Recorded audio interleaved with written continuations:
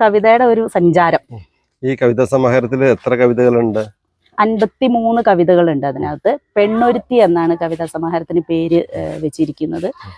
പേര് പോലെ തന്നെ കുറച്ചും കൂടെ സ്ത്രീകളെ സംബന്ധിച്ചും അവരുടെ വിചാരങ്ങൾക്ക് കൂടുതൽ പ്രാധാന്യം കൊടുത്തുകൊണ്ടിട്ടുള്ള ഒരു കവിതാ സമാഹാരമാണ്. പെണ്ണെഴുത്ത് എന്ന് പറഞ്ഞൊരു സാധനം ഉണ്ടല്ലോ. പെണ്ണെഴുത്ത് എത്ര എഴുതിയാലും അവരുടെ ചിന്തകളെയൊക്കെ പങ്കുവയ്ക്കാന്ന് പറയുന്നത് നമുക്ക് തീരില്ല, ഒരുപാട് അല്ലേ. ശരിക്കും ആണെഴുത്തും പെണ്ണെഴുത്തും അങ്ങനെ രണ്ട് വസ്തുതകളുണ്ടോ?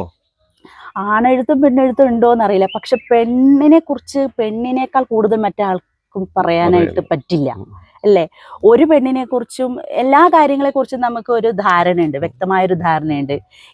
പെണ്ണിനെ കുറിച്ചൊരു വ്യക്തമായ ധാരണയുണ്ടോ എന്ന് എനിക്ക് പലപ്പോഴും സംശയം തോന്നിയിട്ടുള്ളൊരു കാര്യമാണ്. എൻ്റെ മകൻ എന്നോട് ചോദിക്കും, അടുത്ത ജന്മത്തിൽ ആരായി ജനിക്കാൻ ആഗ്രഹം.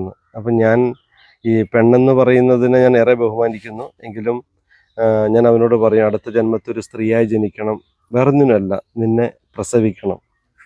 അപ്പോൾ നമുക്ക് അതിർവരമ്പുകളിട്ട് വരച്ചിടാനോ നിയന്ത്രിച്ച് നിർത്താനോ പറ്റാത്ത ഒരു വലിയ ശക്തിയാണ് പെണ്ണെഴുത്ത്. അതെ.